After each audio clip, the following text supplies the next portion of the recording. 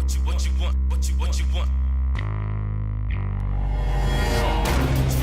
it's Mo, and today's look is inspired by a look that I saw on the reunion show of Love and Hip Hop Atlanta, and it was this person right here. I'm not sure if I can insert the picture.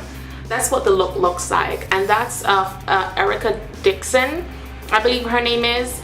That's the other one. I just thought that her look was just so beautiful, but one of the simpler looks on the show, but it also carried in a little bit of the fall trend, which was also great.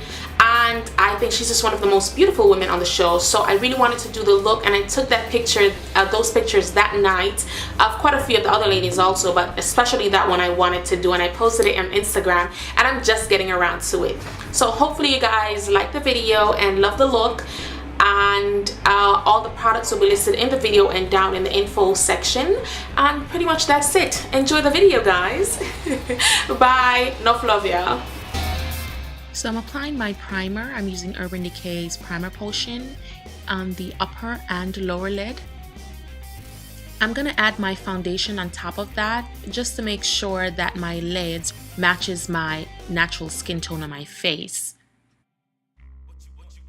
I did notice in the picture or on screen that in the inner third of her eye, it looked a little green. It could be khaki or a sort of creamy greenish color. So I'm gonna add a little bit of green and just kind of take the green down with a bit of the white. And in the center of the lid, it looks a little bit brighter, but it does seem to have pink in it. So I'm gonna add a brightened light pink in the center of the lid and just kind of overlap them so that there's no line or no visible line there.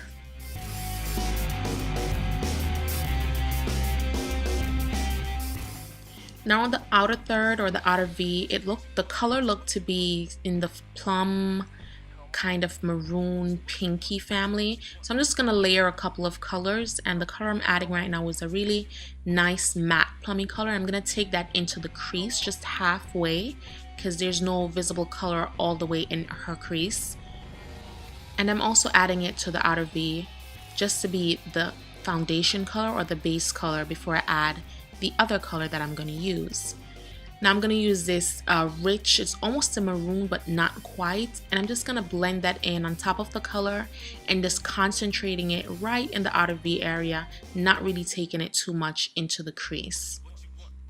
And always remember, when you're trying to copy a look, you can go at lighter or darker depending on your skin tone. It doesn't have to be the same shade. Just adjust it to match your own complexion. Now I'm going to go into my tear duct and I'm going to add a shimmery color just to pick up the light a bit because it seems like that's what she did. Then I'm going to apply just a little bit of liner in my waterline and go ahead and use that matte shade just to blend it out and to add it to the outer portion of my lower lash line. Now I'm going to sweep the richer color right on top of that just to make the color a little bit more intense. And I'm going to go ahead and add my liquid liner. I'm making a medium line, but as you can see, I'm a little bit out of focus. Please forgive me for that.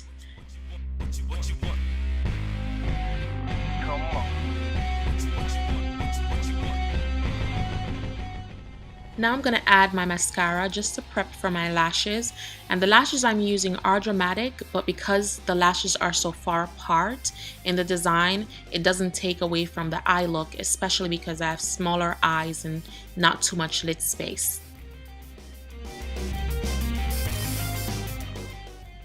Now I'm doing a bit of cleaning up and just adjusting to make sure my eyes match and there's no other extra powder where it shouldn't be.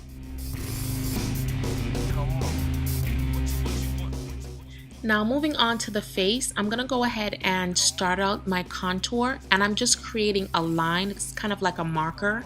Her contour is very high and it kind of pulls the face up, so I'm gonna go ahead and do that also.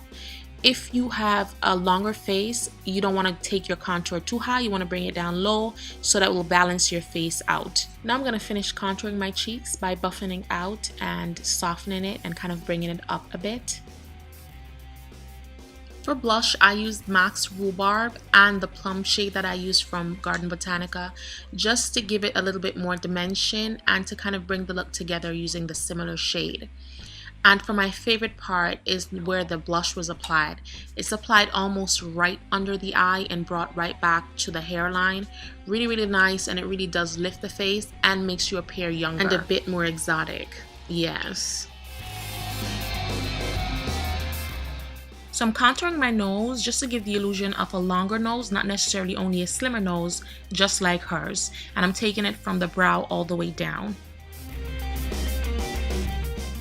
I'm contouring the philtrum, and that's the indentation that's just under the nose and above your lips. And this gives a slight definition and fullness to your lips. Using my lip corrector, I'm gonna apply it just to even out my lips so the lipstick will appear more even, it won't skip, or it won't appear blotchy on my lips.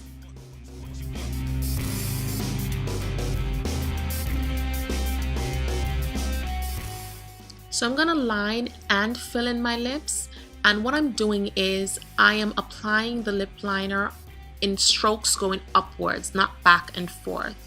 And this will help you to not overdraw the line or make the color or the liner too intense. And I'm gonna go a little bit above my natural lip line, just a tad bit, or right on top of my natural lip line. And that's to give the illusion that my upper lip matches my lower lip, which is a bit wider. Filling in your lips makes your lipsticks last longer, but it also makes the lip color a little bit more intense. Now I'm going to apply my lipstick, and I'm being careful as to apply my lipstick using the point when I get to the edges of my lips so that I don't have too much color going outside of the line. You can also use a lip brush, which gives you more control and precision. Now I'm just cleaning up where color went outside of the line, as I mentioned, and I'm using my concealer to do that. And it will also make the lipstick appear more precise and stand out a bit more.